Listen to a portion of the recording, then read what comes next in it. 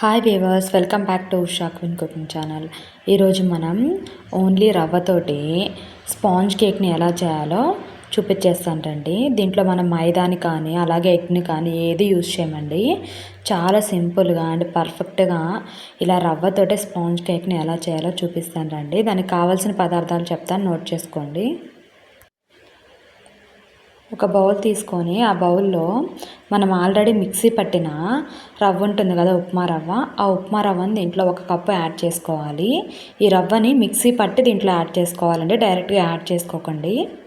తర్వాత ఒక అరకప్పు చక్కెరని తీసుకొని ఆ చక్కెరని కూడా మిక్సీ పట్టి ఆ పొడిని దీంట్లో యాడ్ చేసుకోవాలి, ఒక అరకప్పు.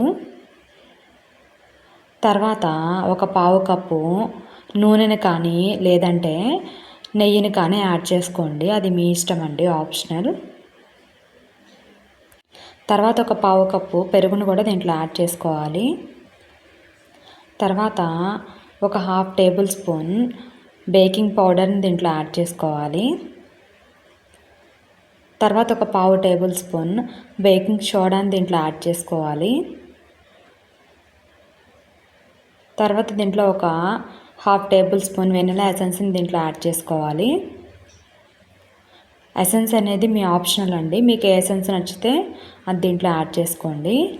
తర్వాత ఒక అరకప్ పాలను తీసుకొని కొద్దిగా యాడ్ చేసుకుంటూ ఒకే డైరెక్షన్లో మిక్స్ చేసుకోవాలండి. నేను మీకు వీడియోలో చూపిస్తున్నాను చూడండి, ఒకే డైరెక్షన్లో ఇలా మిక్స్ చేసుకోవాలి. అప్పుడే కేక్ అనేది ఉండలుగా లేకుండా బాగా స్మూత్గా వస్తుందండి, పర్ఫెక్ట్గా వస్తుంది మన కేక్ కూడా. చూడండి, మొత్తం కూడా ఒకే డైరెక్షన్లో ఇలా బాగా మిక్స్ చేసుకోవాలి, ఉండలు ఏమీ లేకుండా. అరకప్పు పాలని ఒకేసారి యాడ్ చేసుకోకండి, కొంచెంగా యాడ్ చేసుకోవాలి. ముందు ఒక పావు కప్పు పాలను యాడ్ చేసుకొని ఇలా బాగా మిక్స్ చేసుకోండి. ఎందుకంటే ఈ పిండిని మనం ముందు నానబెట్టుకుంటాం కాబట్టి తర్వాత గట్టిగా అయిపోతుందండి, మనకి పాలనే మళ్ళీ అవసరం అవుతాయి. చూడండి, ఇలా జారిపోయేటట్టు ఉండాలన్నమాట, ఇలా లూజ్గా ఉండి జారిపోతూ ఉండాలి. సో ఇలా మిక్స్ చేసుకొని పక్కన పెట్టేసేసుకొని 1 గంట పాటు బాగా నాననివ్వాలండి. అప్పుడే కేక్ అనేది చాలా స్మూత్గా చాలా సాఫ్ట్గా వస్తుంది. ఆ ఎక్స్ట్రా ఉన్న మిల్క్ని పక్కన పెట్టేసేసుకోవాలి. తర్వాత ఒక ప్యాన్ తీసుకొని స్టవ్ మీద పెట్టేసేసి ఈ కేక్ని బేక్ చేసుకోవడానికి దీంట్లో ఒక స్టాండ్ని పెట్టేసేసుకోవాలండి ఈ గిన్నెలో. తర్వాత స్టవ్ ఆన్ చేసి ఒక 10 మినిట్స్ పాటు ఈ గిన్నెని ప్రీహీట్ చేసుకోవాలండి, అప్పుడే మనకి కేక్ అనేది పర్ఫెక్ట్గా బేక్ అవుతుంది. ఇలా పెట్టేసేసి దీని మీద మూత పెట్టి ఒక 10 నిమిషాల పాటు మంటను లో ఫ్లేమ్లో పెట్టి ప్రీహీట్ చేసుకోండి. తర్వాత మనం కేక్ని బేక్ చేసుకోవడానికి ఏదైనా ఫ్లాట్గా ఉండే ఒక గిన్నెని తీసుకోవాలి.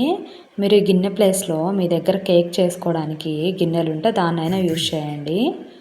ఇలా తీసుకొని ఒక ప్యాన్ని దాంట్లో 1 టేబుల్ స్పూన్ నెయ్యిని దాంట్లో యాడ్ చేసుకొని, ఈ నెయ్యి ప్లేస్లో మీరు ఆయిల్ అయినా యాడ్ చేసుకోండి.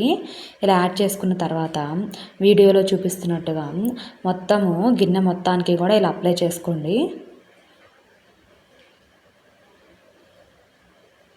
ఇలా మొత్తం కూడా గిన్నె మొత్తం అప్లై చేసిన తర్వాత దీంట్లో 1 టేబుల్ స్పూన్ గోధుమ పిండిని దీంట్లో యాడ్ చేసుకోవాలి.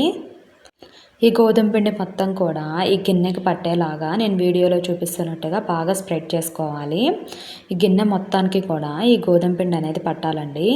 మీ దగ్గర బటర్ పేపర్ కానీ ఉంటే మీరు డైరెక్ట్గా ఒక బటర్ పేపర్ని యాడ్ చేసేసుకోండి, అడుగున సరిపోతుంది. బటర్ పేపర్ లేని వాళ్ళు ఇలా గిన్నె మొత్తం కూడా ఆయిల్ అలాగే గోధుమ పిండి యాడ్ చేసుకొని ఇలా మొత్తం స్ప్రెడ్ చేసుకోవాలండి. అప్పుడే కేక్ అనేది అంటుకోకుండా గిన్నెకి ఈజీగా అండ్ పర్ఫెక్ట్గా వచ్చేస్తుంది మనం తీసినప్పుడు. ఇలా మొత్తం అప్లై చేసుకొని పక్కన పెట్టేసేసుకోవాలి.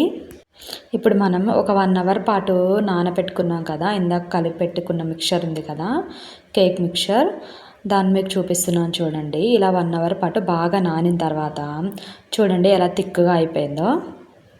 ఒకసారి మళ్ళీ ఇలా బాగా మిక్స్ చేసుకోవాలండి ఒకే డైరెక్షన్లో. కంటెంట్ ఫోల్డ్ మెథడ్లోనే ఒకే డైరెక్షన్లో బాగా మిక్స్ చేసుకోవాలి. ఇలా బాగా మిక్స్ చేసుకున్న తర్వాత గట్టిగా ఉందనుకోండి, ఇందాక మన దగ్గర మిగిలిన పాలు ఉన్నాయి కదా, ఆ పాలని కొంచెం కొంచెంగా యాడ్ చేసుకుంటూ ఇలా బాగా మిక్స్ చేసుకోవాలండి. నాకైతే ఇలా మొత్తము మిక్స్ చేసుకోవడానికి ఒక అరకప్పు పాల వరకు పట్టాయండి.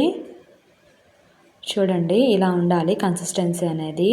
మరీ అంత పల్చగా ఉండకూడదు, మరీ అంత తిక్కుగా ఉండకూడదు.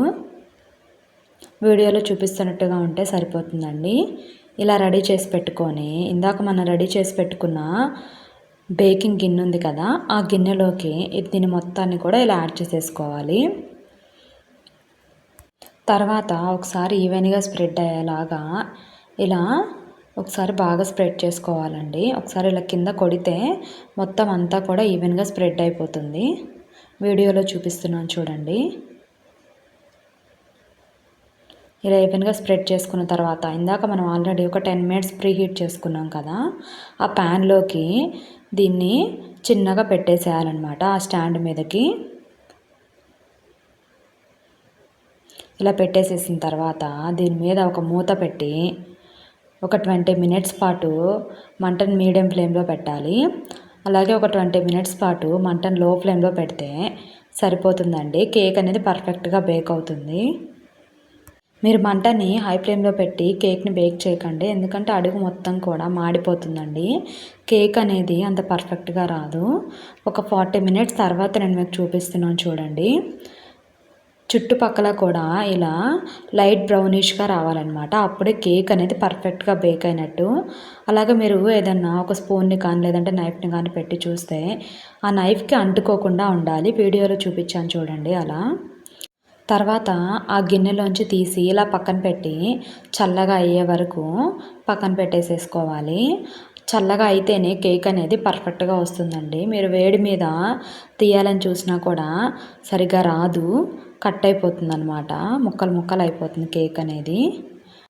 చూడండి, చల్లగా అయిపోయిన తర్వాత ఇలా నైఫ్ తోటి చుట్టుపక్కల కూడా ఇలా ప్రెస్ చేసుకోవాలి.